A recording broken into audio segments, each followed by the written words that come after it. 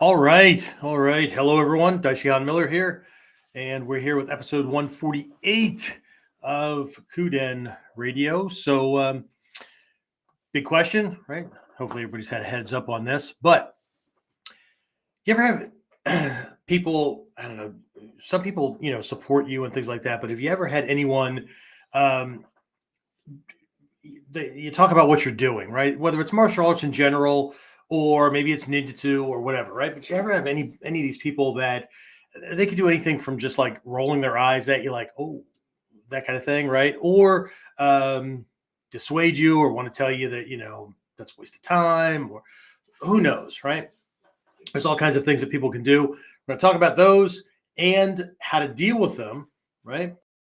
And there might just be a surprising twist on this episode. So we'll talk about that as soon as we officially get started. So, the big question is this: how are self-defense and success-minded people like us, concerned citizens worried about protecting ourselves, our loved ones, and the things we care about from the monsters we know exist in the world? How do we train in a way that gives us the skills, knowledge, and understanding we need without becoming paranoid fighters or killers ourselves, and yet still allows us to be the hero protector the world needs us to be? That's the question, and this podcast will give you the answers. My name is Jeffrey Miller, and welcome to KUDEN Radio. Real training for real people in a real world. All right. Like I said, we're back. It looks like some folks are signing in to join in and whatnot. So, you know what? I almost forgot, since I'm both my own producer and the host, I should probably make sure that things are set up so I can see things as people are checking in. All right. Again, another week where I'm flying solo. Right, James is caught up with some other things that he needs to take care of, which is fine. And so we're just going to run with it and go. Okay. All right. So the theme for this episode, right? We're going to be talking about this idea of people not taking you seriously, right? People not taking your training seriously, but maybe, right? It's not just about the training. Maybe it's about you. Right. As often as we like to say, look, dude, it's not personal, right? When people are doing their thing, right, it's often a reflection of them, whatever, right? Maybe, because there's really two sides to this, right? And of course, because this is KUDEN, right, we need to be focusing on us, right? So what's the goal? What's the purpose, right? Those kind of things, right? And so we'll talk about that in a bit. But what I want to do first is I want to break down some of these folks, right? Some of these people that we may encounter. If you haven't already, consider yourself lucky, right? If you've been around as long as I have, right? I began training in the martial arts in 1975, right? Where were you in 1975? And so I've been doing this for a while, right? So I've encountered my fair share. But they weren't just strangers out in the world, right? They're easy enough to deal with, right? Okay. It gets harder and harder as things get closer. Okay. So before we do like the whole thing, if you're someplace, right, if you're listening to this later on and you're listening to like audio only, maybe you're on Apple Podcast or Stitcher Radio or one of these podcast platforms that we're on. If you're sitting by yourself, that's fine, right? You got a recording, you could listen to it, then maybe go back and do the exercise or whatever. But we're doing an exercise, right? And this is something that was given to me by a teacher quite a while ago, and we can use this, right? It's a concentric circle kind of thing. We can use this both for the purposes that we're doing with this episode, but we can also look at it from other perspectives. One perspective that we can use is like the self-defense paradigm, right? And looking outside of ourselves and how different realms, right, that are a part of my world, a part of our world, right, how they filter out a lot of danger and whatnot before they get to us, right? I mean, we're in a social construct, right? So again, different ways to use it, but because we're in a social construct, right? And I'm using the word construct because, it's human beings have kind of come together in this collective because of lots of things, right? Safety in numbers and unifying belief systems and ideologies to be defended and those kind of things, right? It was much easier way back in the day when it was clans, and you either did what you did or you got shunned, and shunning from a tribe or being kicked out of a tribe usually meant death, right? Which, if you understand that, then you would understand more why people in today's world, right? They get caught up in things so easily where if they don't toe the line, right, they could get kicked out. And then this anxiety or fear, spoken or unspoken, right, conscious or unconscious, kind of bubbles to the surface. Okay. Whether it's getting kicked out of the dojo, getting kicked out of your group, your social group, whatever. If you decided to jump on some kind of political or ideological side, right? Having them come after you with pitchforks and torches and whatnot, right, can cause those kind of things. But we have this primitive wiring, right, to want to make sure that we're, not right kicked out. Even though in today's world, we live in a mixed social group, right? We have our own little social circles, right? Which we tend to group together based on similar beliefs, right? We all group together because we're working on this aspect of a particular martial art or this whole self-defense paradigm and personal development and those kind of things, right? Other people aren't going to like it, whatever, right? So there's more triggers, right, to these kind of things happening, right? But at the same time, we're also working on something from a warrior perspective, especially from a ninja warrior perspective, where we have to make individual personal decisions to make sure that we're not just going along with the masses, right? Because if everybody else was right, well, there wouldn't be a whole lot of problems in the world. Okay. So, and in the Mikyo school that I'm a initiated teacher in the Tendai school, there's a saying, right? To light up your own little corner of the world, right? Everybody's running around trying to fix the world or fix everybody else. But imagine how bright the world would be if we all just lit up our little corner, right? Anyway, so I'm going to do this little exercise, right? If you can visualize this, that's fine, right? Don't visualize it while you're driving, okay? You're operating heavy machinery or whatever, right? If you have the ability now, because you're sitting, you've got, whatever, right? It'd be really cool if you could just have a piece of paper, right? Piece of blank paper and a pen or marker, crayon, right? Prick your finger and use the blood. I don't care, right? So, but the ability to make 3 concentric circles. So what you're going to do is make 3 circles so it looks like a bullseye, right? So you get the small circle, and then there's a circle around that, and then a bigger circle that is bigger, right? Okay. So again, we're just gonna come at it from this particular angle, but I think this would be a good place to start to put this into context. Okay. Because otherwise, we're running around trying to make sense out of chaos, which ultimately is what a big part of the training is, right? Whether we're dealing with self-defense and a survival situation, right?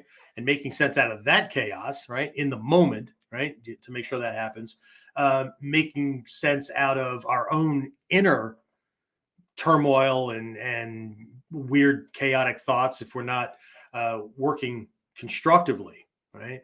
To control our mind, to make sense out of the ever-changing minds and whims and whatnot of those people that are around us, right? Whether we've decided to connect with some of them or not, right? We've got this thing, right?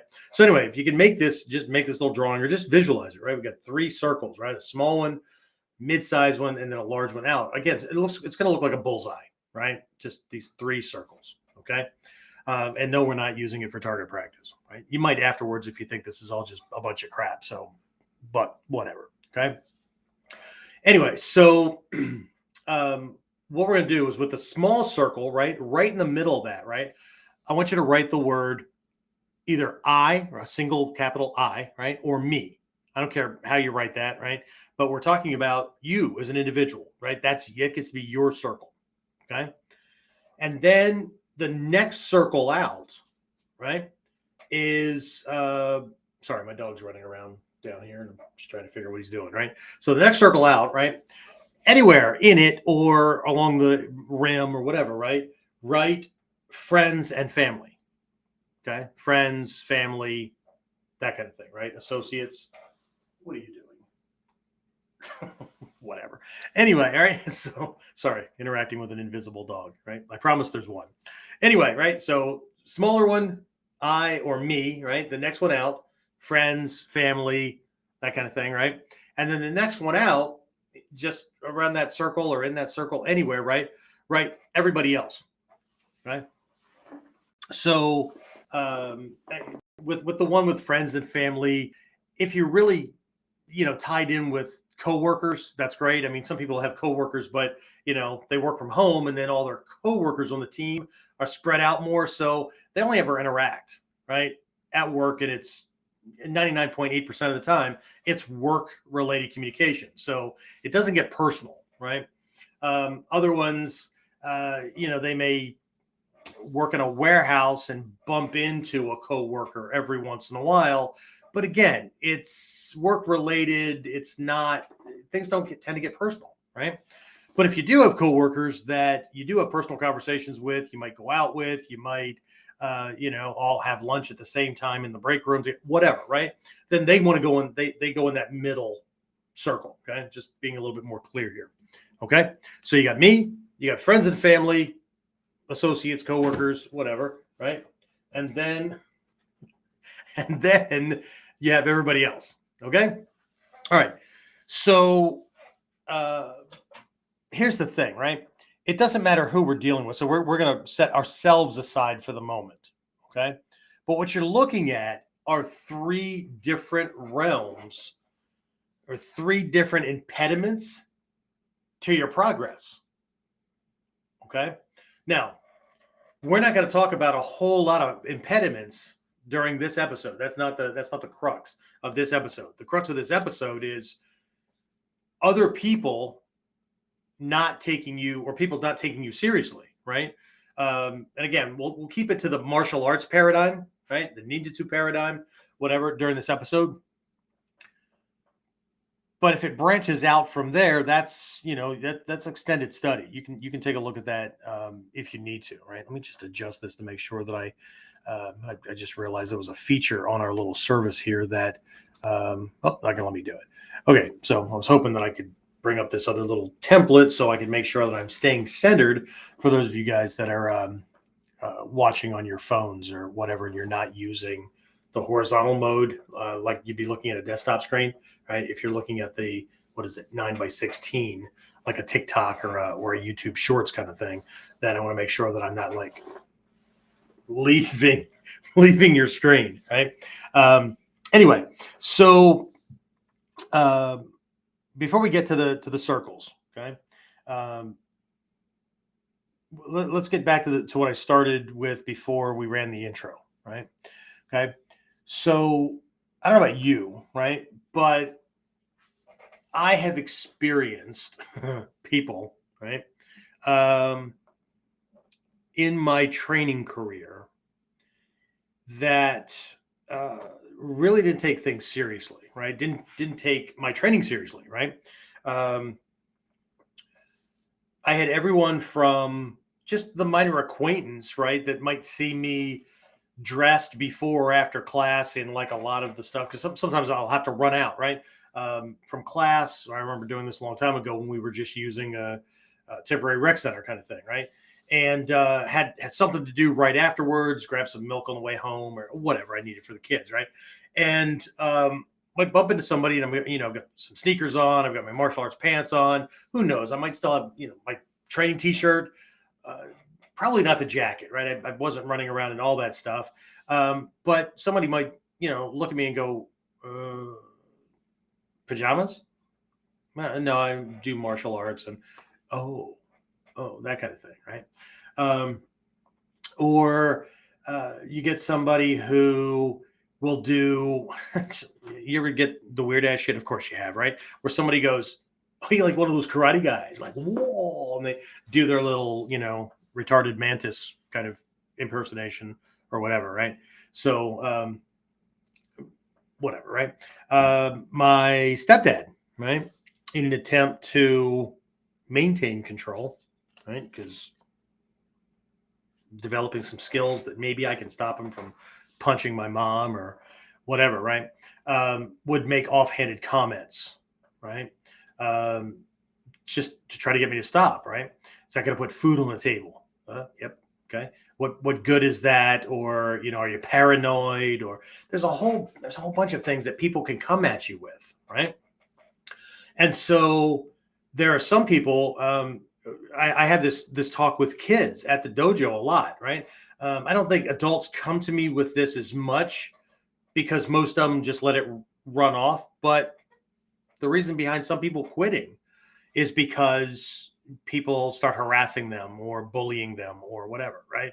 So often we'll get like a kid come to class and he's, talking about quitting and whatever, right?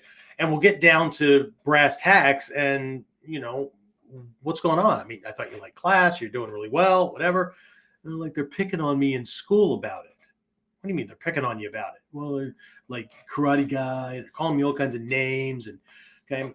And so I have to kind of sit them down and say, look, I get it, right? I was bullied a lot. Okay. But let me ask you a question. Okay. Which is easier? Is it easier for the bully to call you names, make you feel bad about this thing that you're doing or whatever, right? Or is it easier for them to sign up for classes and put in the same amount of time, effort, and energy and hard work and all that you're doing? I can start to see the gears turning, and then I'll back it off again, right? Do you like class? Well, yeah. Do you like what you're learning? Yeah. Why is it important? Well, because like I got bullies and whatever, whatever. There can be all kinds of reasons. Okay, so you don't want to quit because you don't like it. No. Okay. So again, let's go back to the question. Is it easier for them to call you names or make fun of you or whatever to get you to quit? See, because here's the thing, right? The bully's afraid.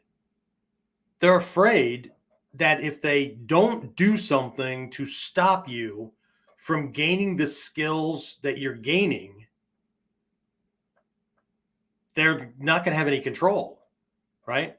Your level of confidence is going to make them shaky in their confidence, right? Their stuff isn't going to work on you. And then threats aren't going to work, right? They can't threaten to beat you up if you have skills that will negate that, right? Okay.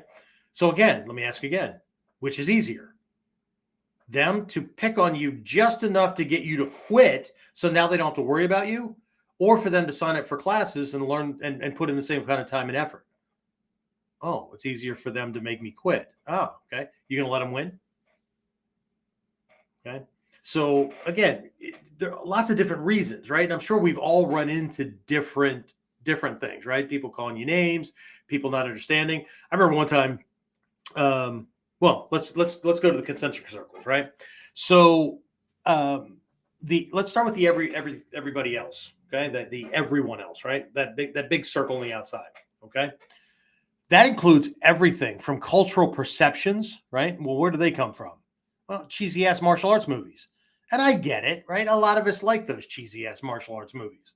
But can you imagine, right, what they look like to people that they don't get this?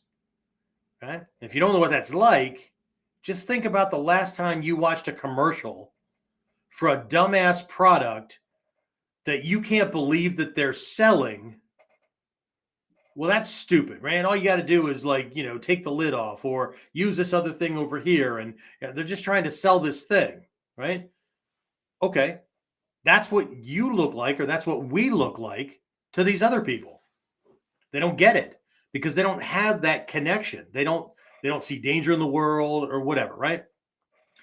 we also have a whole social or cultural kind of perception that comes from a group of people, right? Government, other organizations, or whatever, that want some kind of control, that they don't want powerful, independent thinkers, right? So it could show up in the news, it could show up in interviews, it could whatever, right? Where they try to demean people, right? They may try to make them feel guilty or shame, or they get your neighbors to look at you, right? Like you're some kind of fanatic or some terrorist in the making or whatever, right? Because again, they can't have a whole bunch of free thinkers running around, right? Who can see through their smoke and mirrors and bread and circuses kind of crap and whatnot, right? So there's all this stuff, right? Everything from, the again, the cheesy stuff, right? Whether it's Ninja Turtles or whatever, right? Um, all the way to, again, cultural control things or whatever, right? So, and it's the same thing with anything else, right? Whether you're learning self-defense or you own a firearm or you have other weapons or whatever, right? Meek people who automatically see that as a threat, right? If you're training, then you must be a violent person, right?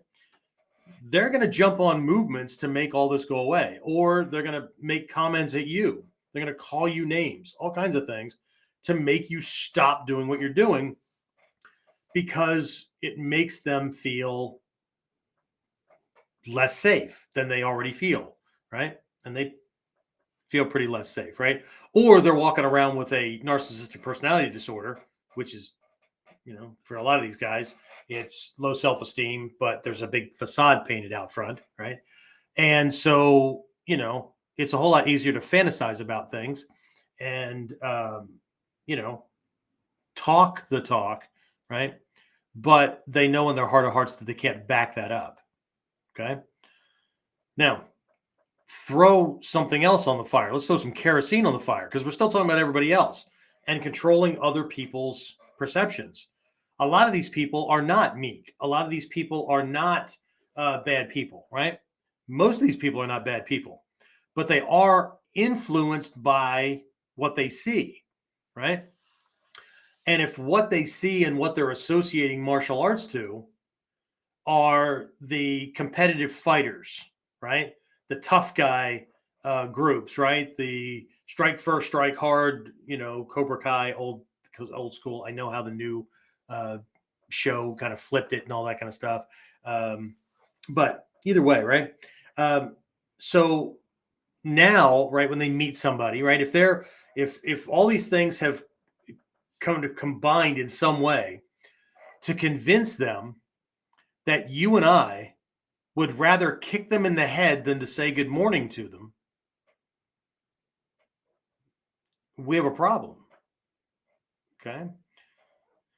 Because we're going to run into these things.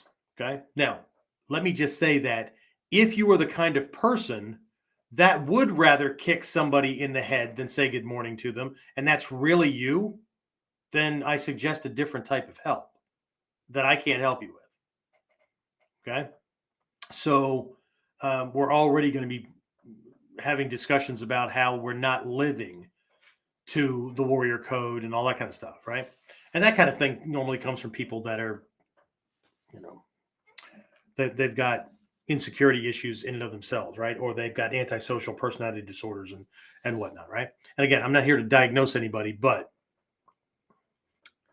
well-balanced, compassionate, stable human beings don't fantasize about kicking people in the head. Okay. Bad guys, well, if it's necessary, right? But again, talk to a lot of these guys that were ex-Navy SEALs and they've got their own podcast and or whatever. They're out there on the speaking circuit or they've written books or whatever, right? Most of these guys, if somebody wanted to fight them or they want, wanted to jump or whatever, again, the insecure, immature, whatever person tends to think, oh, this is going to be fun. Oh, he'll wipe the floor with them. And most of them will go, no. Okay. If you know who I'm talking about when I talk about Jocko, I can never pronounce his last name correctly, right? But he's this big, monstrous ex-Navy SEAL kind of guy, right? He's got this podcast, okay? And he says it all the time, right? Somebody comes up here and wants to fight or whatever. I'm going to run. I'm going to talk my way out of it. I'm going to do anything I can to not let that go there. But dude, you could destroy them. Maybe so. But people that stop their thinking there, right? So that's why we have 2 more phases after physically defending yourself in our 8 phases structure, our strategic self-defense framework, right? He says, if people stop there, if I stop there, right, then I'm not thinking about the big picture, because somebody can go get their friends, right? They can sue me. They can make up stories and I'll end up in jail. They can orchestrate a drive-by, right? Whatever. Okay. You always have to think about when you're thinking about right action, when you're using right thought, right word, which also includes planning, all that kind of stuff, right? You take into consideration, right, the consequences of your actions. That's what an enlightened, intelligent individual does, right? Okay. If you don't, then you may find yourself in a situation where Saturday Kung Fu theater storylines cease to serve you because they don't cover that part, right? It's amazing how the vigilante justice superhero in the movies never quite goes to jail. Everybody's always on their side. Okay? That's not the way it works.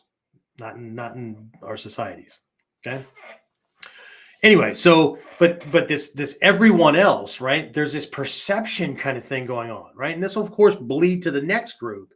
But these people out here, right? So there could be a whole bunch of people that they're gonna, and again, it depends on your level of confidence or level of insecurity or whatever, right?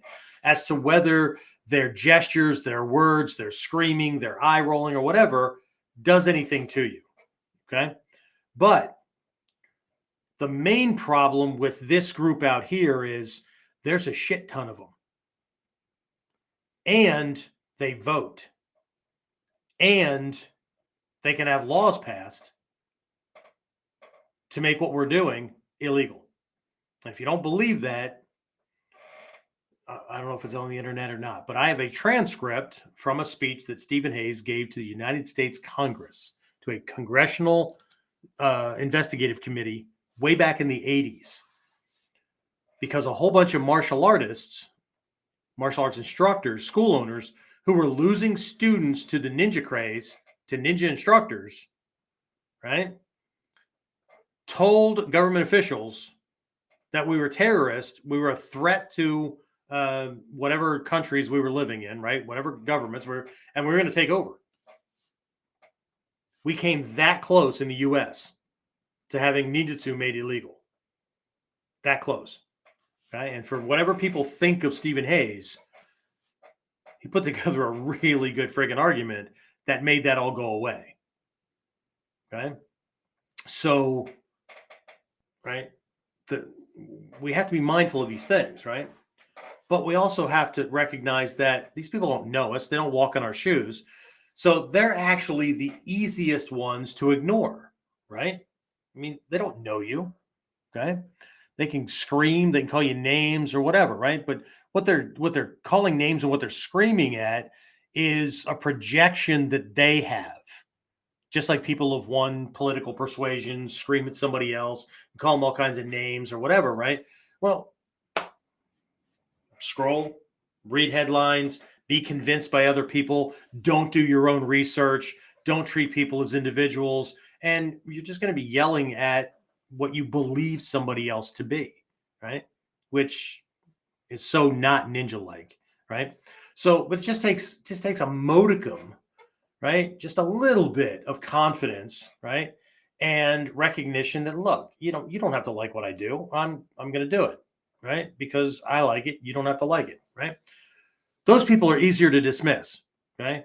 Not so easy if we're talking about the people that have a political agenda or whatever, but there's that, right?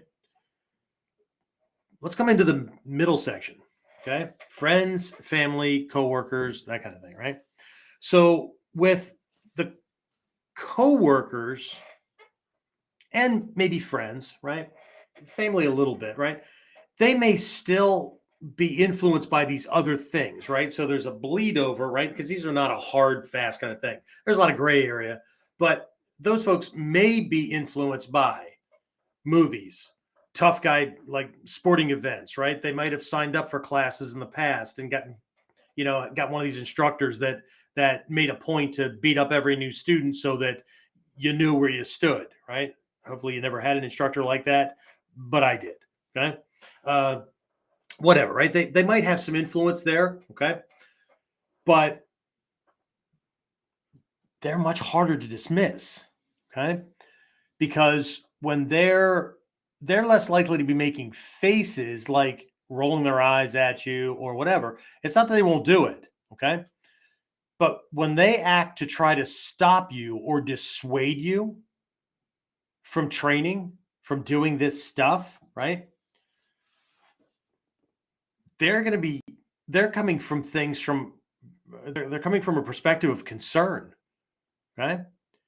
They love you, they care about you, and they don't want you to waste your time, get caught up in some kind of cult, become one of these abusive assholes, right? Go around hurting people or whatever, right? They don't want to lose this loving, compassionate family member or whatever. Okay. So you're not dealing with somebody who doesn't know you and is either going to stop you because of bullying, because of control, because you're just a number, right? You're just a gray person, right? These people care, right? So they're not doing it maliciously. Okay. Now, could you have a family member, coworker, whatever, that's competitive, that's, whatever. Okay. Of course. Right. Again, bleed over, right? Gray area. Right. But I'm talking about the ones that, well, let me tell you a story, right? You may have heard this one in the past, but I'll tell you the story, right? My first wife, right? I got involved in this art. I was married, and this is when I was in the military, right? And I was stationed in what was then West Germany, and I was working out how to make this happen, right? So while I was practicing on my own or playing with the kids or whatever, it's just this thing he does, right? It's easy to write that off as a hobby, right? Buying a weapon here, book there, whatever. Oh, that's a neat little interest you have, right? But when it came to me working out things to take time away from the family, to go to a seminar, okay? Because remember, I'm in what was then West Germany. There were only 3 Western students in the world at that point, right? 3 Western students that were teachers, right? Stephen Hayes, Jack Hoban, and Bud Malmstrom, okay? Now, there were a couple of their students. Now, there was also Bo Month he was in one of the Nordic countries. Thinking Denmark, but maybe not, right? There was Thomas Franzen in Sweden. He was one of Stephen Hayes' students, so long distance. There was Daniels. Can't remember his first name at the moment, right? But he wrote a book on ninjutsu as well, right? He was one of Bud Malmstrom's students, okay? These people in one way or another all broke away and did their own thing, but they were branching out, right? But either way, right? So they're all in the United States, right? So I've got to travel. I got to make this happen, right? I have to do what most people today say they can't. Okay. So I made those things happen, but there was constant resistance because now, right, you're taking time from the family, right? You can have money for that. Why can't I have money to buy this frivolous stuff that I want to get over here? Or, what's the point and whatever. So I had to be able to explain that in a way that made her feel safe and, those kind of things, right? I'm not doing this to become more violent, right? On top of that, I'm a military policeman. I'm a soldier, right? This is going to help that way. It helps to protect the family. I'm learning a lot more than just physical self-defense because luckily those are the kind of instructors that I found and not somebody who was just teaching technique, teaching kata. Okay. So anyway, this was going on, right? Well, because I was being creative as to how do I get in front of my teacher, right? Getting in front of my teacher. Yeah, Phil, it was Charles Daniel. Thank you very much. Okay. So I needed to create ways to get in front of my teacher because I didn't just have a life with work and all that kind of stuff, right? The military, I only have so much time off, right? You know, you get 2, 3, 4 day passes and you get 30 days of paid leave. But I also needed to balance family, right? If I'm going to be doing this thing, then I got to make sure that I do something with the family to counterbalance that, something with the wife, counterbalance that. As Tricia Sensei always says, it's always about balance, whether it's physical, mental, relationship, whatever, right? It's always about balance, right?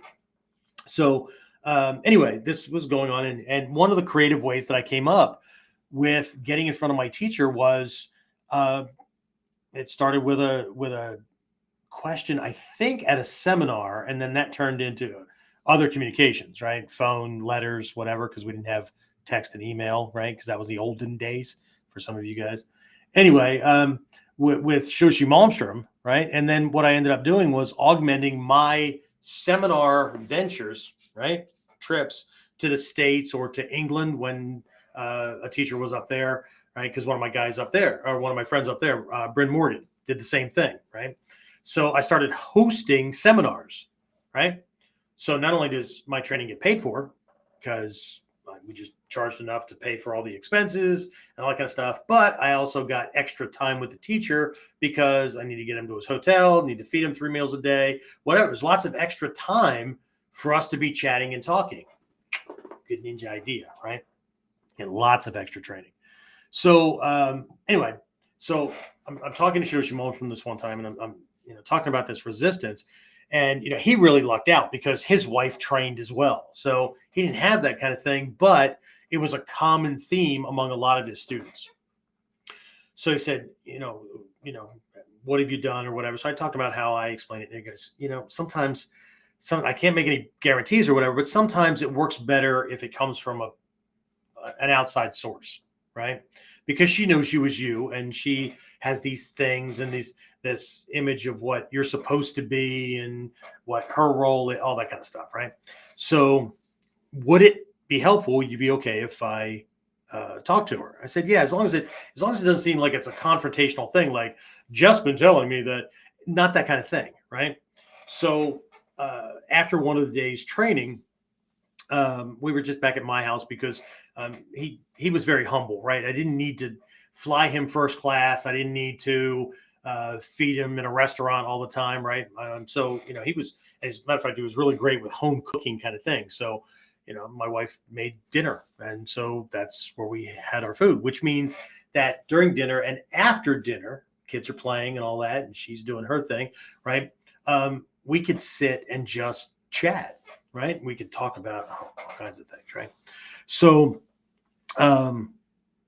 she was there at one point, right? And we're just kind of chatting and everything. And he looks over and he says, you're making these weird faces, right? You look a little like uncomfortable. I mean, how do you feel about Jeff training? And she said, well,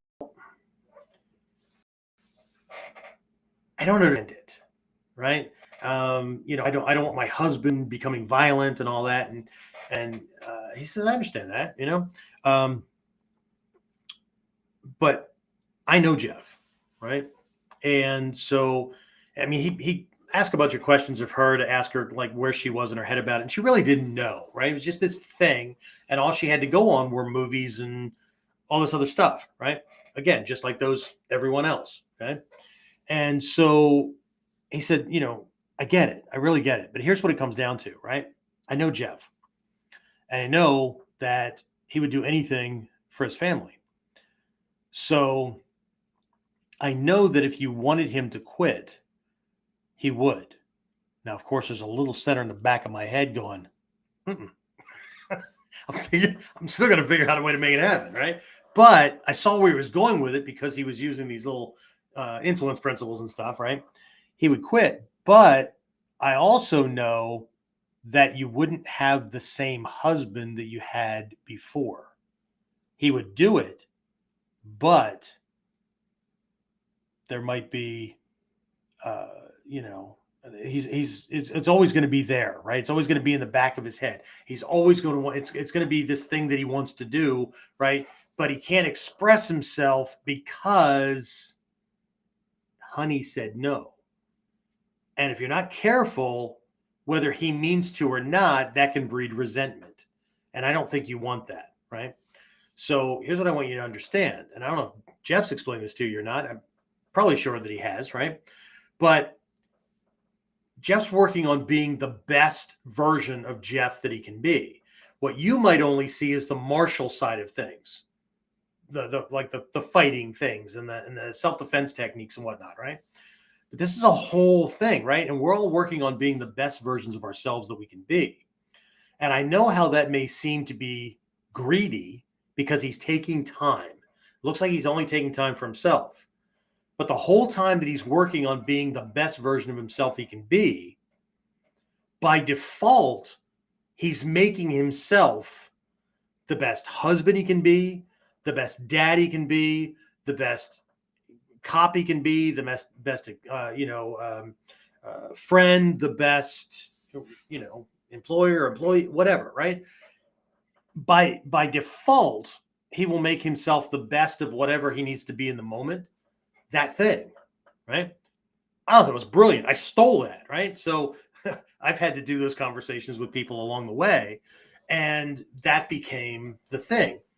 But it was cool because my teachers always had a way to tie everything back into being this concept of the Tatsujin, right? Tatsujin, T-A-T-S-U, Tatsu, Jin, J-I-N. Jin is a person, right? Tatsu, right? Tatsujin. Often you'll see this related to like a sword master. There was a period in Japanese history where sword experts were called tatsujin, right?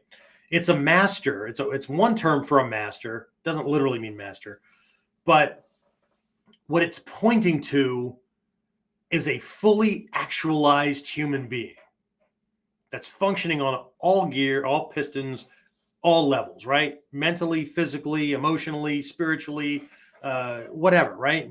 Pick it, right? But they're operating at a higher level than most people, okay?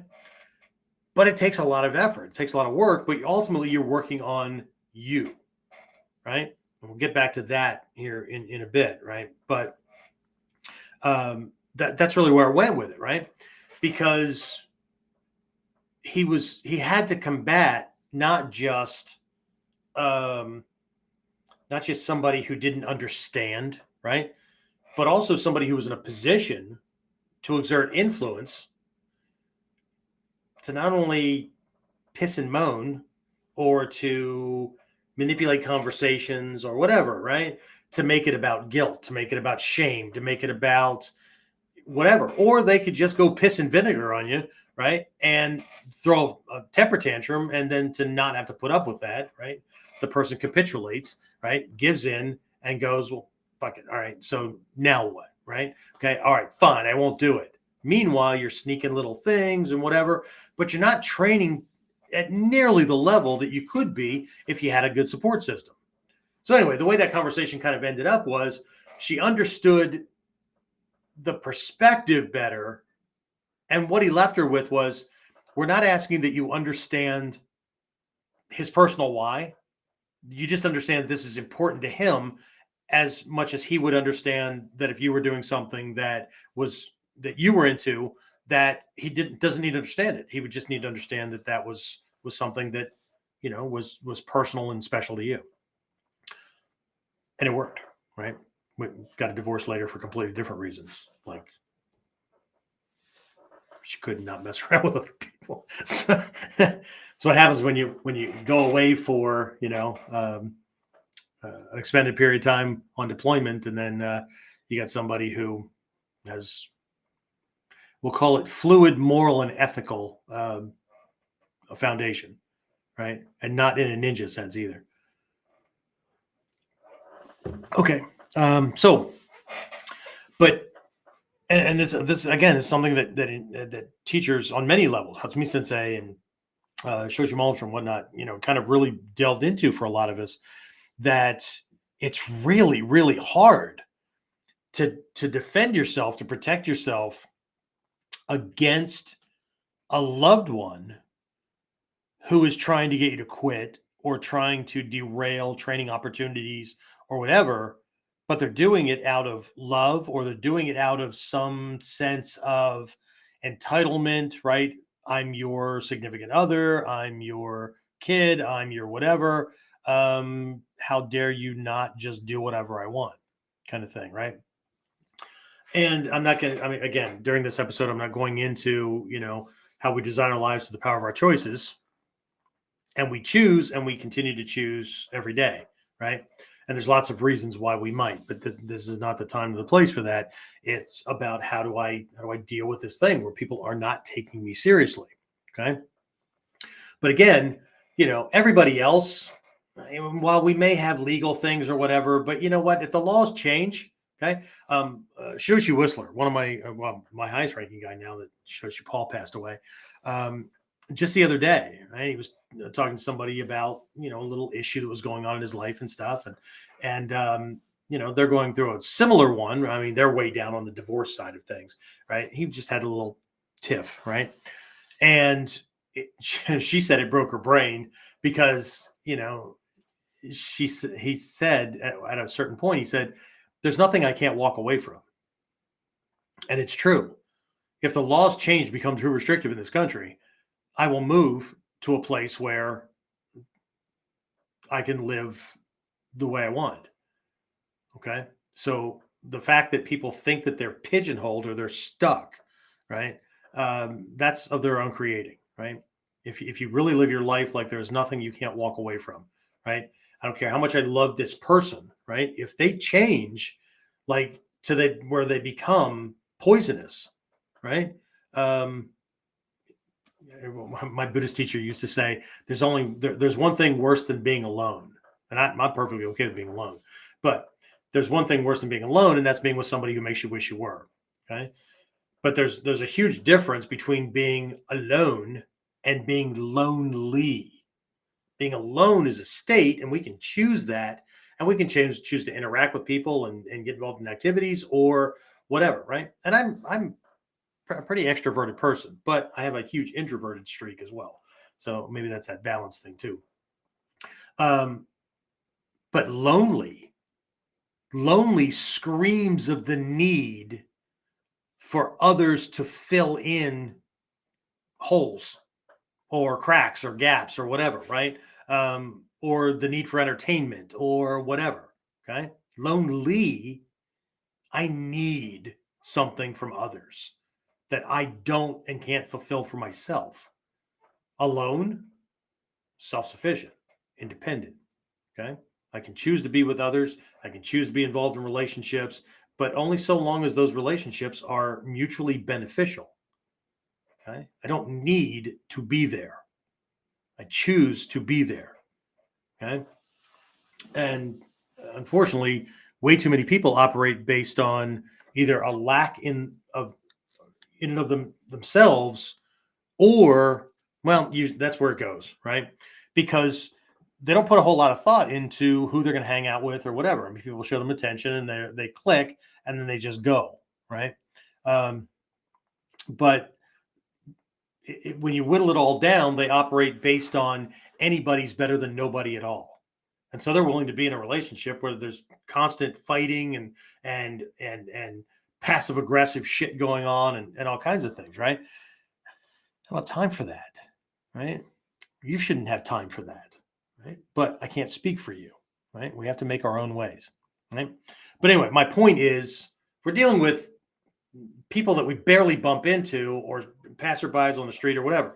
Now, if we're getting all, bent out of shape because somebody that we don't know made some kind of a comment and that shakes us at our core, again, that speaks of other issues that need to be handled before we even think about how we're going to handle those people, because this person doesn't even know me, right? And I'm going to take I just posted something on Facebook. Was it yesterday, the day before? I don't accept criticism from people that I would never ask advice from. Okay. That's ridiculous.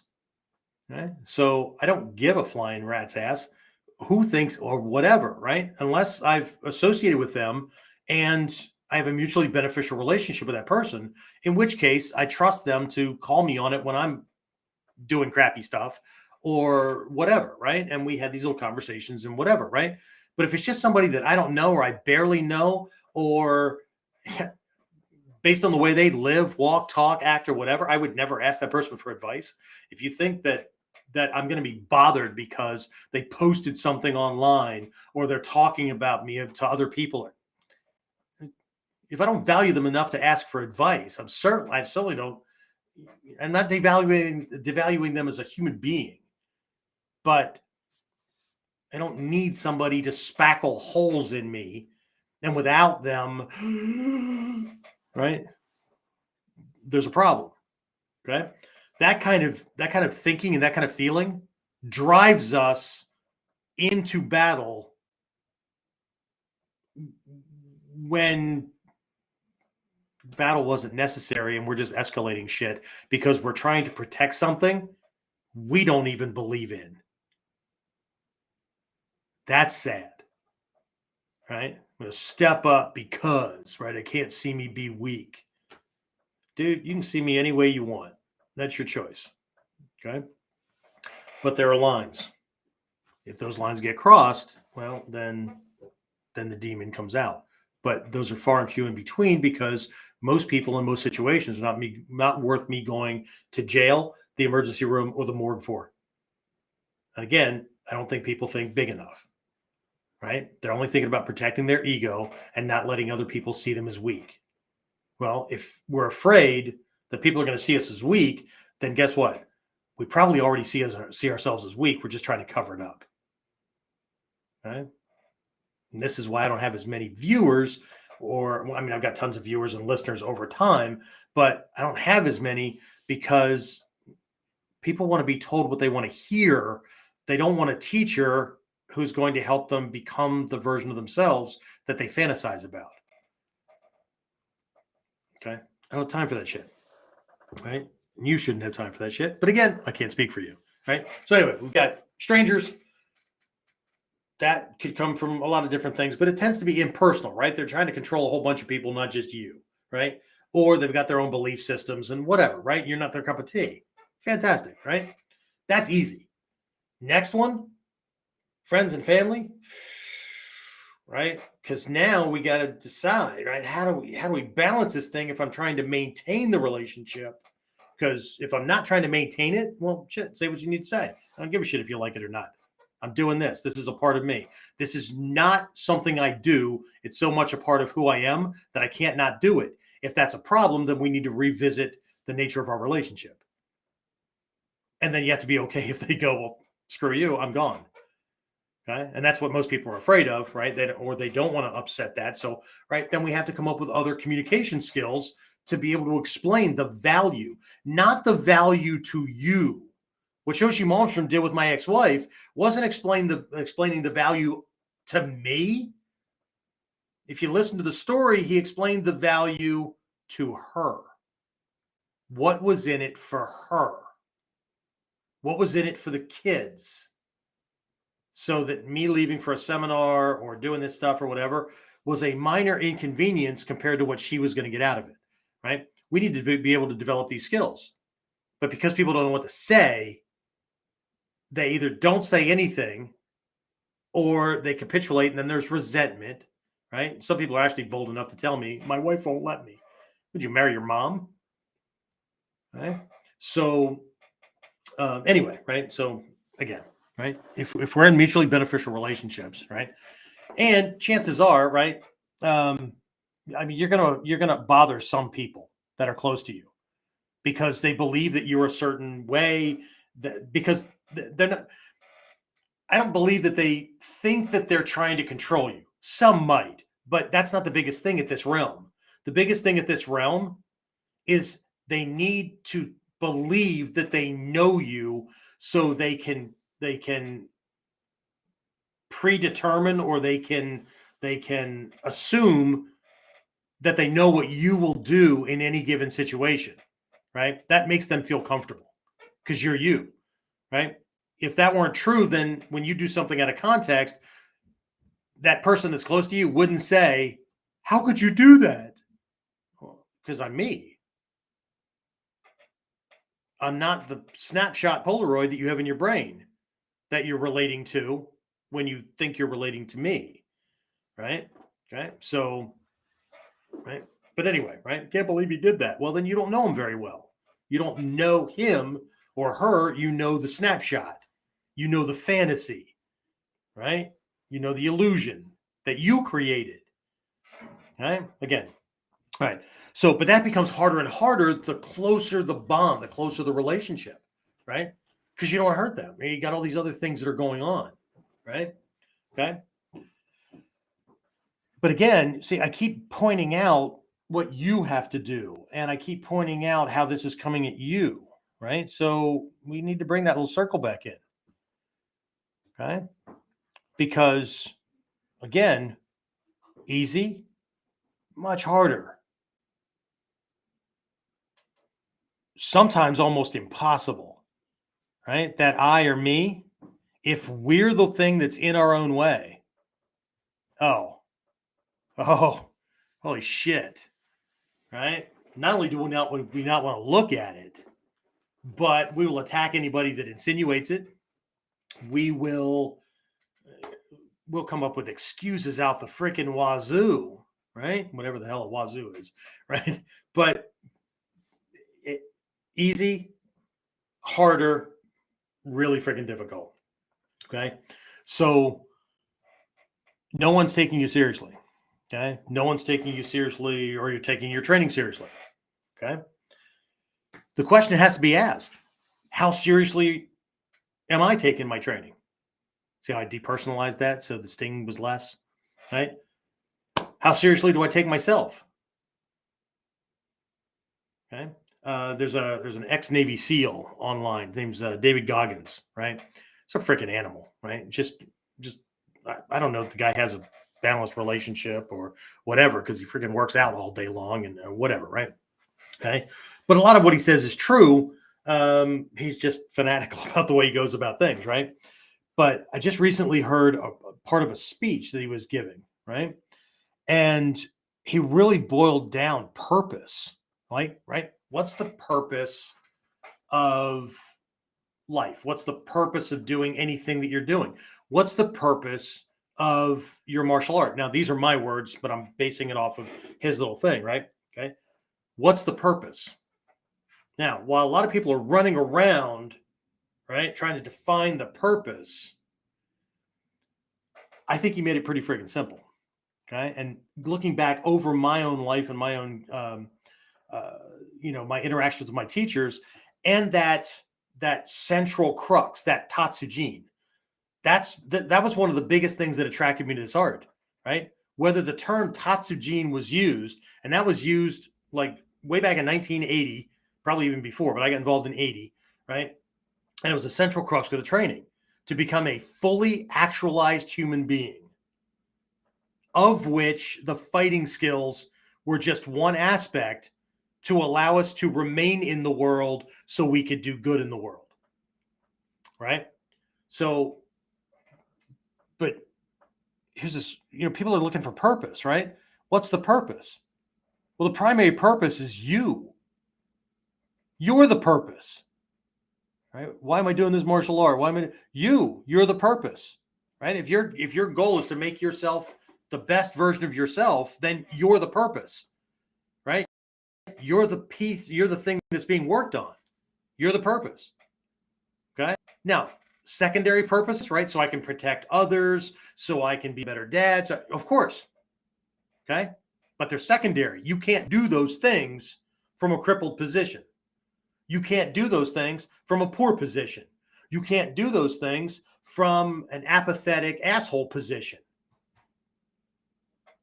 Right? You can only do those things from the position of somebody who has high standards, high level of skills, a broad skill base, and the ability to handle things creatively that pop up that were outside of the kind of the way the lessons were delivered. Okay. And we don't even have to talk about kata, right? If you learned how to tie your shoes, right? Kids resist that, right? Because it's difficult. Okay. And a lot of parents just let the kids get out of it, right? But then they bring their kids into the martial arts school, and the same knot that's used to tie your shoes is the knot that's used to tie your jacket closed. Well, shit. Now I got a 9-year-old at the school that's never learned how to tie shoes because mommy and daddy have always bought sandals, slip-ons, and Velcro shoes. So I got a 9-year-old that can't dress himself for class. Okay. We're not even talking about the belt yet, which is just a square knot. Okay. So, and I've got teenagers that have been in same position, right? Then parents kind of look at it coyly. Well, you didn't do your job. When he balked, you caved in to a 3-year-old or a 6-year-old or whatever. Okay. So, but we can't do those things if we don't have the ability to do those things. And no amount of BS is going to change that. Right? So you're the purpose. Okay? So we have to start asking ourselves hard questions like, are they not taking me seriously because I don't take this seriously? Okay? Am I buying cool toys, martial arts weapons, and play with them a little while, and then they get put away, or they get hung up? Am I buying books and I read them a little bit here, then put them away, right? But then I'm watching TV all the time or whatever. Is this thing just another in a string of things that it catches my attention, it catches my interest, and then I'm not doing that? Is it just, right? Do I carry myself? Do I dress? Do I whatever in a way where I'm just trying to be the biggest fucking outlier that I can possibly be to make it a point that I'm an individual? Are they not taking me seriously because there's nothing about me, or there's little about me that anybody can anchor onto to go, that guy or that girl walks the talk. Their talk, whatever they say they do, whatever they say they're going to do, they do it. Or they're all in, right? So I do this, right? I'm all in. Okay? When I met my wife, I mean, we're coming up on 15 years of marriage. When we were dating, I expressed doing this thing, and she, oh, that was neat. Okay, you need to understand this. This is not something that I do. This is so much a part of who I am that I cannot do it. I can't do it like I can't breathe. And then over time, it was just consistent, right? She knows that. But it's not a hobby. This gets expressed in so many ways in my life that it's not doable. And I don't mean like going to class and doing kata and doing the sanshin, or I'm not talking about that. I'm talking about living the philosophy. I'm talking about living the lessons. I'm talking about walking the talk, right? Before anybody else is going to take us seriously, we have to take ourselves seriously, right? If this is treated like any other, just a passing interest or a passing fad, or we do it and then we come back to it, and then we come back to it, and then why would anybody take us seriously if we're not that serious, right? If when they're watching us do things, why would a teacher take a student seriously? Okay. Even if that student comes to class on a regular basis, but every time they come to class, the teacher is correcting the same mistakes. It's a sign of a student that uses class time for practice because they're not practicing any other time. Okay. They're not using class time for learning time and then homework or whatever, right? For practicing to really get those things, right? Okay. I know we're averse to the term homework, right? Nobody likes saying homework. They should just get rid of homework. Well, great. Then you can go to class, or then you can go to school 3 times longer than the 12 years that you went. Okay. Homework is practice. You learned something in class. They gave you homework. What was the homework? Well, I had to read this. Okay, well, you can read it in school, and this is going to take us 5 times longer to get through. Or you can read ahead in the chapter, so when we discuss things, so you understand it in class, and I can teach the lesson, you know what the hell I'm talking about, right? Or we're in math class, right? I teach you this math principle, and then I give you 20 problems to do when you go home. You're just working the same damn formula, and you're practicing it until you don't have to think about it anymore, right? You're getting it right over and over and over and over again. That's right. Those math problems were kata. Wouldn't this have been cool if they'd taught school in the context of martial arts, right? We might understand it better, or we might still just have been a snot-nosed kid that thought he freaking knew everything, had no idea how the world worked, what skill sets we would need to prepare to choose something to do later on in life.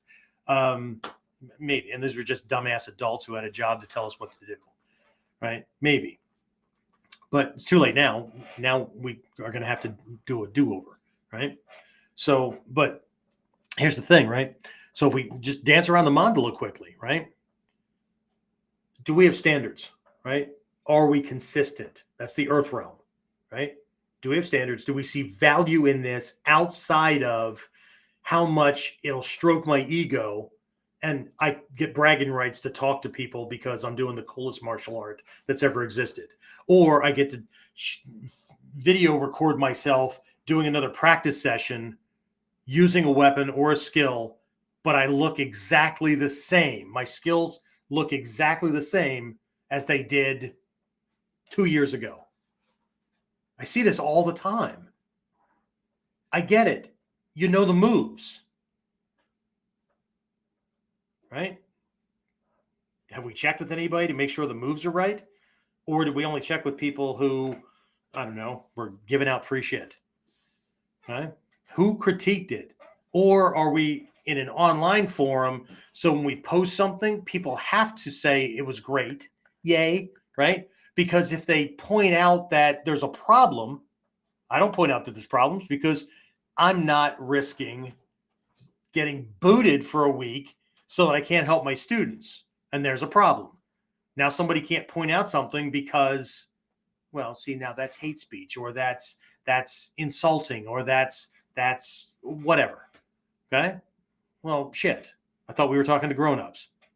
Okay. Now, I'm not talking about somebody that's just like, dude, you suck, and that's not perfect. I mean, it's crap. I'm not talking about that, right? I'm talking about, okay, so in this little staff thing, right? It's not about clicking sticks together. Okay. Watch your angle, because it's about sweeping his leg out from under him. So you want the end of the staff, right, out in front of you, somewhere between the middle of his calf and his ankle bone. If it's not there, it's wrong. Okay? Because if you go above that, or if you change the angle too much, you'll miss the leg altogether. You'll be within the range of his sword, and there's no point in having a longer weapon if it doesn't give you a distance advantage, right? If you change it differently where the end of the staff comes up and you strike above the middle of the calf up into the thigh area, his leg's going to bend differently. You're not going to sweep it, and the next shot isn't going to hit where the kata says it's supposed to hit. But we're not allowed to point these things out. And because there's plenty of free videos on YouTube, people are free to pick and choose whatever they want, right? It is what it is, right? But again, these are just more ways that we get in our own way, right? Very few people are like, maybe it was because I was abused and just got used to it, and nobody was going to treat me like, killer stepdad, right? But I sought out teachers who were going to tell me that I was wrong. I mean, I paid $4,000 for a 2-week trip to Japan. Okay, that's food and some extra things and all that kind of stuff as well. But I train a lot. Okay. And I don't go to be patted on the head. It pisses me off when I get promoted. Okay? Thank God it never has to happen again because of where I am. Right? I take notebooks and I want them to tell me how much I suck. I have embraced the suck because I don't need to go to Japan for them to tell me how great I'm doing. I'm going and putting myself in front of teachers, and very specific ones, who will will fix. They will nitpick. They will do all kinds of stuff, and it doesn't. There's little emotions that pop up, like, oh, they're on me again, whatever, right? But you know what? Tough shit. I'm there to be better. You get better because by getting hammered on, not by getting your ego stroked. Ego stroking makes you stop. Why would I spend that amount of time away from my family? Why would I spend that amount of money? Why would I spend that kind of time amongst teachers that are going to tell me, right? This, right?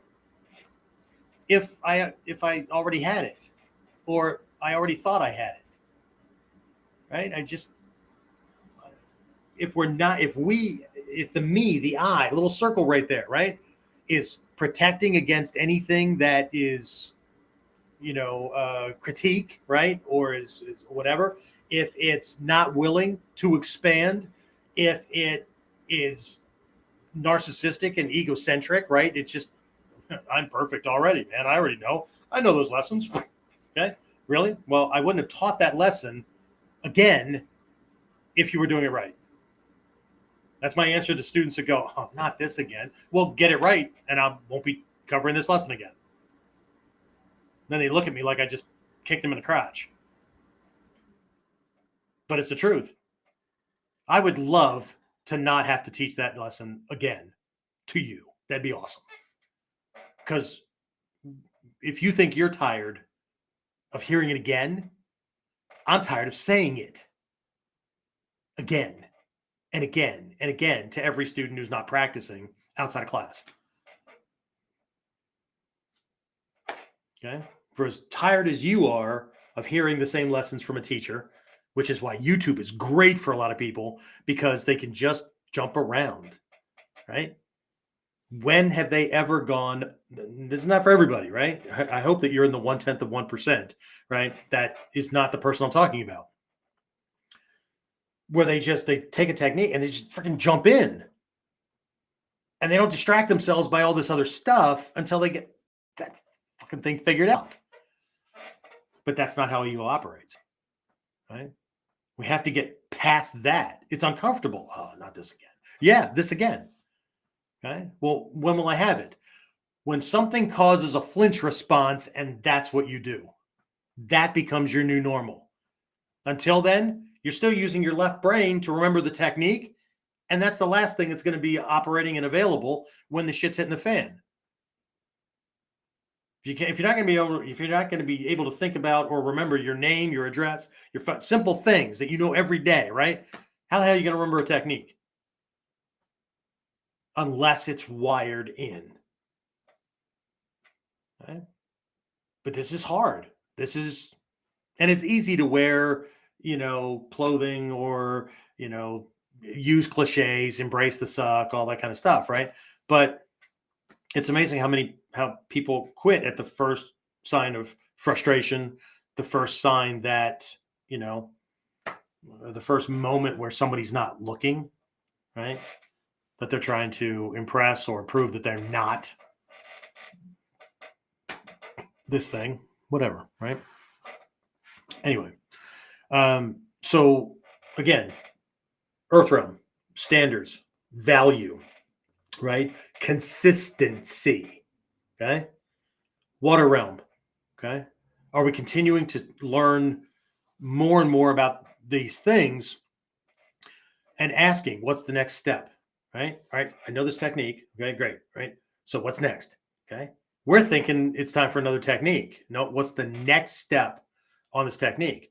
Hatsumi Sensei's pointed this out over and over again. There's all these quotes from Hatsumi Sensei that are passing around the internet, and people like to like them and share them. I just wish 99.8% of people would take them to heart. Like one of them is, the kata is not the lesson in of itself. That goes for any technique or variation, right? Kata is not the technique in and of itself. It's only an indicator as to where you need to start. So congratulations, we got the technique down step by step, but have we applied pressure to it? Have we tried to break it? Do we understand what context it works in the best, right? Against certain types of, have we broadened that out from ski to a stomp kick to a roundhouse kick to a hook punch to an uppercut or whatever, to understand that the range has to change, the angle has to change, that kind of stuff. But the kata itself doesn't change.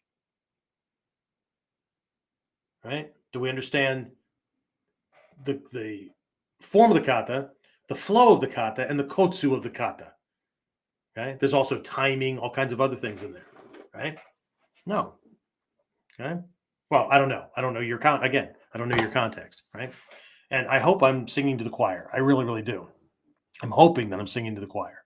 What that means is I'm already telling you stuff that you already know, and you're already like on the top of your game, and this isn't a problem. Right? But again, I've asked people this in the past, right? Where people are talking about,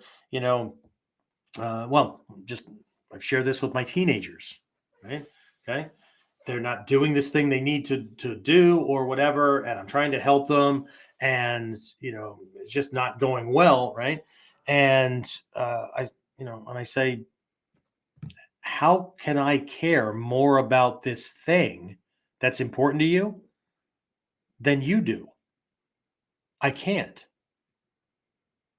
To my students, I would say, how can I care more about your safety and the safety of your family than you do? I cannot. Okay. Back to the David Goggins thing when he was talking about purpose, right? He said, you're the purpose. You're the reason for the thing. So if you get up in the morning, right, and you don't feel like practicing or doing your sanshin or whatever your routine is, right? Okay. I don't know if you guys know this or not, but I put myself self-imposed, right, on a 30-day challenge. And it's not a challenge I borrowed from somebody else. It's just a body weight kind of challenge, right? And the challenge is really, really simple. Okay. It started out 100 push-ups a day. Now I'm doing incline push-ups, right? But 100 push-ups a day. And now they broadened out. So today was day 8. Okay. 100 push-ups a day. 20 pull-ups, and I'm doing prone, so I've got a pull-up bar. I'm pulling up this way, so they're more like rows, I guess, right? 20 calf raises, and it started out with being 50 air squats.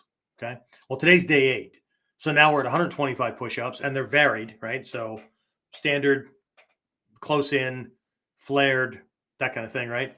We're still at 20 rows, pull-ups, whatever, on that bar.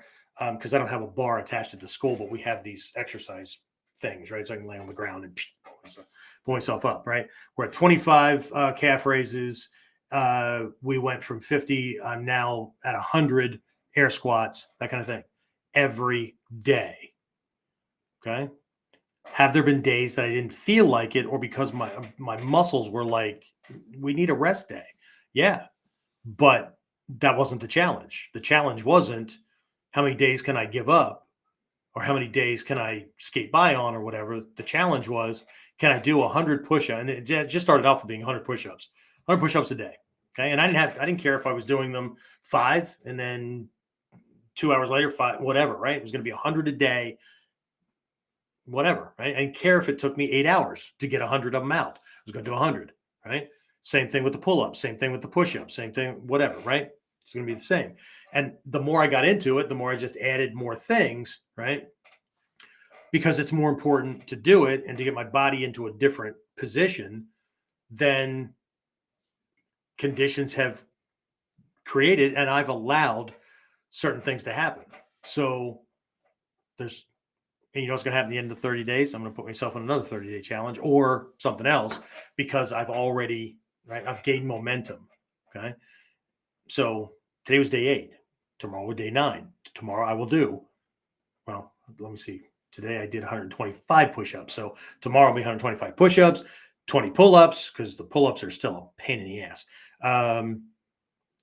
If my calves are still burning like they did today on the calf raises, because this is only the second day on 25 instead of 20, I'm going to shoot for 30.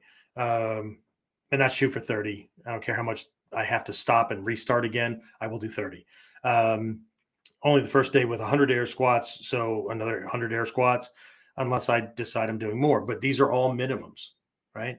Because my belief system is, if I don't do it, I failed on my purpose. And my purpose is me. Okay. So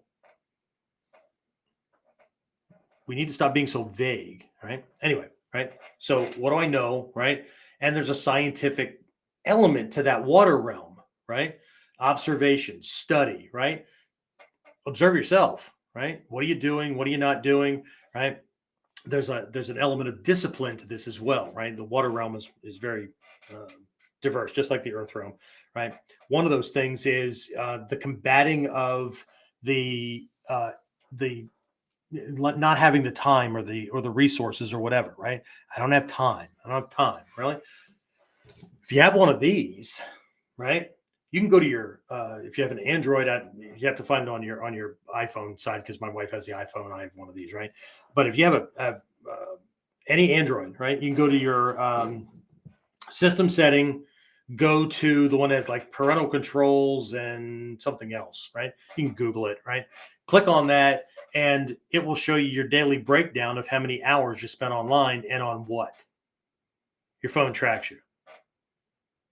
Okay. So after you look at that, tell me again how you don't have time. Okay. So anyway, right? So is that fire realm is the doing it. It's direct committed action. Okay. It's also expressing, right? Walking the talk. Right. It's impossible to know truth. I mean, this is something from Mikio, right? It's impossible to know truth and not express truth. Okay. Now, while most people go the woo-woo route and recognize ultimate truth, conventional truth, and all that, this is also personal truth. Okay. We walk and talk, we're creatures of habit.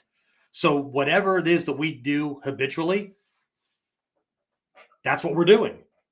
So perhaps no one's taking us seriously because they're watching us more than we're watching ourselves.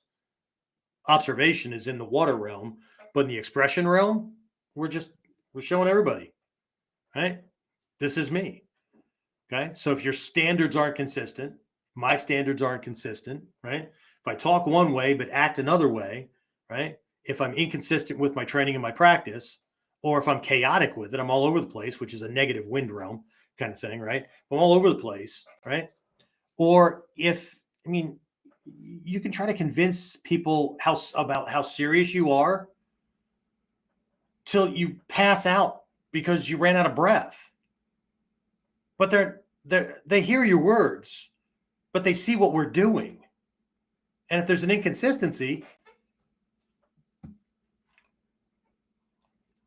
then there's a problem. Perhaps that's what's behind the eye rolling. Maybe it's not about ninja. Perhaps it's not about martial arts. Perhaps it's not about Asian culture and how much you like that or whatever. Perhaps we're not an example. We're not walking. We're not. What's that? Our body can't cash the check that our mouth is writing. Right. And this isn't, I'm just throwing out food for thought, right? If this is not you, then, well, if it's not you, or you think I'm full of shit or I've hurt, then you're already probably one of the folks that already like hung up, right? You already disconnected, because I watch the numbers come up and down, and I don't know if you can see them or not, but they're there, right? On the wind realm, right? The wind realm is both the realm of self-sacrifice. Okay. Goggins has another really cool thing. And when I heard this, I thought, man, that's a cool way to express this, right? And what he says is your brain lies to you. Okay. Your brain lies to you. And part of this 30-day challenge that I'm doing is for me to work with this brain lying. Okay. Because if I'm doing 100 push-ups, I felt it happening. Right. As I start to get close to 100, right? Okay, 10, 9, what, right? Because my brain starts thinking about when I can stop. Okay. Or everything really starts to burn and shake and all that kind of stuff. And okay, I'll stop here and then I'll go do another exercise and I'll come back and pick this up. Right. But what if I keep squeezing them out until my arms give out, which is what my brain was warning me about. Okay. If you don't stop, okay. Our brains from way back have been wired that pain is not good. It's a sign that something is wrong. Accept that you're in a controlled environment, right? You're not about to be eaten or whatever, right? Yes, it hurts. Okay. Yes. Okay. But what's the purpose? The purpose is to get my muscles to reactivate, right? And I'm forcing them to grow bigger. I'm forcing them to get stronger. The only way to do that, and science has proven it, the only way to do that is to push them way beyond your normal, everyday, average thing. If you don't do it, your body has no reason to adapt and grow. If we don't face hardship, if we don't, there's no reason to grow, right? If we're happy with where we are, if we're content, it'd be nice to have that, but as long as I have this, I'll be okay. My goal is, but if I hit this part, I'd be good. As long as we have that piece, we're never going to get to that other thing that we would really like to have, ever. We're not wired for that. And I don't mean as individuals, I mean evolutionarily. We're evolutionarily wired to adapt to the hardship conditions until they're not hard anymore. That's why people live in North Dakota and Iceland and shit like, we're a hardy bunch. Oh, you're fucking nuts. Okay. But we adapt, right? And then we build devices and machines and all that will put up with the temperatures and the environment, the conditions that we're doing, right? So it's self-sacrifice, right? That we're literally sacrificing the me today to be the me that I want to be. Okay. So, I mean, there's lots of other parts to this thing as well, right? But it's also seeing outside of me, right? So it's starting to pop in these secondary purposes, right? You know, I'm going to be, by being the best version of me, then I'm going to be the best dad I can be, best husband I can be, best whatever. Okay. So there's that, but it's also the realm of all accomplishing action. Okay. And what that means is no matter what the problem is, I will create a solution so that the mission is accomplished. No excuses. No matter how much the suck, no matter how long it's going to take, no matter how much effort it's going to take, no matter how much pain I might have to endure or whatever, I'm going to figure it out. Right? Because if it was worth dreaming about, if it was worth doing, if it was worth having, if it was worth me stepping onto the path for, then it's worth completing. But again, that's for me. Doesn't have to be for you. But that's my take. Okay? That's my take. Right? So, and then the void realm, right, is our ability to think and communicate. Okay? So, what is the primary vision in your head, right? If you think about training all the time, if you think about how the lessons apply in different situations, not just physical, but whatever, right? You're going to be in it all the time, right? We become, I know this is a cliche and people say it all the time, but it really is true. We become what we think about the most. If I can't wait to get home to pop on the couch and start shoving shit in my face so I can watch the 57th rerun of the same damn show I've always watched, or whip out my phone and start binge watching YouTube or whatever, guess what? We're lay on the couch, shove our face, YouTube binge watching, whatever. Okay? We are what we think about the most. If I think about being an upstanding gentleman, I'm learning these things to make this part of me better or whatever, we will become that thing and we'll also think about it more. Okay? I've been called obsessed, and they're absolutely fucking right. I am obsessed. Okay. I've also backslid and not been obsessed and got caught up with shit. And then I piss myself off, or I get pissed off because I lost my obsession. I got comfortable. And then karma kind of catches up. And the consequences of comfort is that your muscles atrophy and you get unfocused and decisions become harder and all that kind of stuff, right? Until you hit a freaking point where, right, you're grasping for straws and trying to figure things out or making excuses just like everybody else. I don't know about you, but I've seen other people.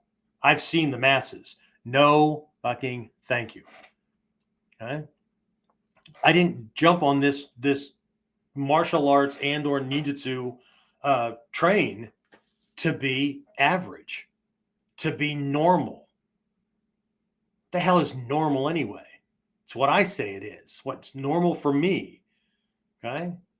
So, right. But we just danced around these things, right? So here's the thing. We're always going to have assholes in the world, just like there's always going to be bullies and all this kind of stuff, right? So we have to develop methods to handle that. And the biggest method is thick skin. But in the context of like having to worry about like your martial art becoming illegal or, you know, the pitchforks and torch carrying assholes in the neighborhood and whatever, right? If we can look at the world and see if there's violence in the world, and that's why I need to practice, then we can look a little deeper and figure out what that violence looks like to make sure that our training is right and to make sure that if it comes at me, I got more than my mouth and my belief system to protect myself and my family. Okay. If it's important, right? So we can, but that takes a little thick skin, right? You can just ignore them, right? Whatever, right? Dude, you do you. Okay. A lot harder when it's friends and family, right? That's going to require communication skills. It's going to require other skill sets, right? Where you're actually going to have to engage and in a lot of cases, explain how, look, this is important to me. I'm trying to do this and explain it in a win-win kind of situation. So that, look, you know, this, get these kind of things. Here's how you're going to benefit, right? Understanding also that you could lose some friends, associates, or whatever may not, you know, okay. But a lot of these people are coming at you out of love and concern because you look, you know, you might look like you're doing, you know, some cultish crap or you're doing something that's going to turn you into a violent person. The number of people that have asked me why I want to become violent. My answer is I don't want to become violent. I'm very good at violence, but I detest violence. Okay. But as long as there's violence in the world, you, me, my family, they all need somebody that's able to step up. And if I do it, well, then you can continue to not do it. I think it's a good idea if you did it, but somebody's got to do it. Okay. And it's the credo of a warrior. Takamatsu Sensei said this, right? Nobody in the right mind would choose to be a warrior. Up at the crack of dawn in cold, wet grass, chafing armor, all that kind of stuff, right? Training while some other jackwagon spooning with his honey still asleep. But you know what? Somebody's got to do it. And I'm willing to take on that issue. It's the same thing with, you know, preventing other people from using bullying, manipulation tactics, all kinds of other stuff. Somebody's got to do it. So if it's to be, guess it's going to be me, right? That's harder, right? That takes a whole different skill set, right? Unless we're okay with being, you know, alone, right? In which case, say what needs to be said. They'll go away. You know what buttons to push. They're close to you. And if you're not willing to push those buttons because you don't want them to go away, then you need those skills, right? And then we get to the I or the me. Okay. Before we blame other people or before we, you know, honey won't let me, whatever, right? We really need to look in the fucking mirror and make sure that we're not getting in our own way. Because even if we got them to agree, Would it change our habit pattern with how much we practice? Would it change our focus? Would it change our intensity? Would it change? Because if it doesn't, then they were right. Right? It's just a hobby. Anyway. All right. Let's see. I don't see very many comments. Chris is on. Hey, Chris, I hope you're feeling better. Chris is one of my guys. He's having some medical things at the moment, so I hope he's doing better. Let's see. Questions, comments. While I'm waiting for those things to get typed in. Quick reminder: spring camp, May 19th, 20th, and 21st. We're looking in Ninja Realms of Power. So there's going to be not only physical techniques and all that, but we're going to be looking at some of these other things. Ways to be a powerful, positive, person in the world. Be more like this Tatsujin. As a matter of fact, one of the camps a bunch of years ago was on the Tatsujin. Should probably do that again, right? Anyway, anything? Anybody? I hope my system is working. I don't want to touch too many things. I don't want to disconnect things. All right. So Jimmy's on, Phil's on, Chris is on. All right. Well, maybe I just gave you a lot to think about, or maybe I put you to sleep. Who knows, right? But if you have any questions, comments, whatever, right? Topic requests for later on, whatever, you can shoot those to support@warrior-concepts-online.com. What happened to my graphic that was up for KUDEN? Did I not? It was up at the beginning. I bet I forgot to pop it back up again. Let's see. That one. There you go. And, if you're a distance training student, you can always go to onlineninjaacademy.com. We've got a bunch of programs over there. The big ones that would be helpful based on what we were talking about, the life purpose discovery process, Ninja Mind, first 7 steps on the path of a Buddha, maybe even Diamond Mind, which is a ebook and short video course on not only meditation, but meditation for martial artists. Okay. But for the personal development stuff, that's, here. If you want to dive deeper into things, again, I'm offering, I've got some limited time on my schedule, but this week coming up, where are we? This is Monday. This week, I've got some openings in my schedule for some complimentary coaching calls. So we can get on, we can talk about what it is that you want to work on, that kind of thing. I've got a couple of people that are reaching out for some private classes, live, like, that kind of stuff. But we can also work on the personal development side, whatever, right? You can tell me what you're working on, what your background is, whatever. Okay. It's no hard sell to anything. I'll give you some suggestions and some tips for moving on. And if you want to explore other program options or whatever, we can talk about that. If not, no harm, no foul. Okay. So to do that, you send an email to Warrior C, WARRIOR, the letter C. So one string at warrior-concepts with an S, right? warrior-concepts-online.com. In the subject line, write the words or type the words call request. Okay. And then in the body of it, you're going to tell me a little bit about yourself, what you're working on, what your background is, that kind of thing, right? Give me kind of a heads up, right?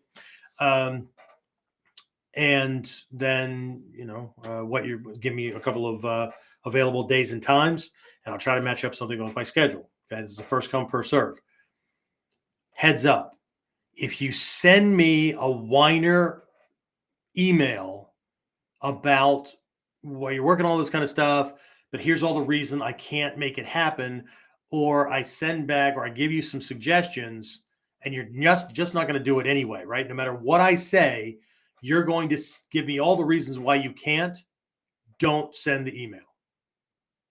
Just don't. Okay. I only help proactive students, period. Okay. I got guys that drive across the damn country or half the country or whatever, right? I do not have time. I'm going to use this term. I do not have time to waste on people that make nothing but excuses and have nothing but reasons why they can't, instead of figuring out how they can do at least something to move forward. I don't have time. Okay. My life is way too busy, and I've got purpose. Okay. So, right.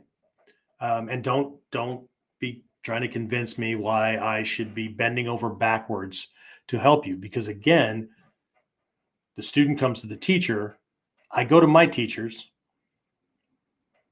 but I can't be more vested or more serious or more anything about you, your progress, your development, or your training than you are. It's not possible. It's not possible. And even if it were, what does that say? Somebody else is more about your purpose and more serious about you being this other thing than you are? How is that even logical? Right? How is that logical? I don't know. But some people think it is. So anyway. All right. I still don't see any comments that have popped up. So I either put people to sleep or I cracked your brain or I don't know. Anyway, so don't let the reason that people don't take you seriously be you. Don't be that person. Okay. The world is full of those people. They're called hypocrites. Okay. Don't be those people. You're in an art that it allows for it, but it's not what it's about. Okay. So that's what I have. All right. And hopefully I'll see you guys on Wednesday for Whiteboard Wednesday. Right. I'm actually, after last week's episode on street combat ready striking, I got to thinking about that some more, and I had some other things on my schedule, but I slid on a part 2. So this week I'm going to be talking I'm going to continue on with the combat striking, but from a whole different perspective. Okay. So hopefully you make it for that. And if not, there's always the recordings, right? So hopefully you're keeping up with those, and hopefully this is of value. And if it's not, then it's just more time wasting, right? I don't need you to listen to me talk, especially if you're not going to do anything about it. All right. Or with it. All right. That's it. That's all I got. I will talk to everybody again next time. Be safe. Train if you're so inclined, right? And we'll keep this going as long as people want to keep it going, right? Hopefully James will be back in here in another week or two, and then he can distract you. All right. I'll talk to you soon. Get more of KUDEN Radio, subscribe through your favorite podcasting site, or join our clan of serious modern warriors at onlineninjaacademy.com.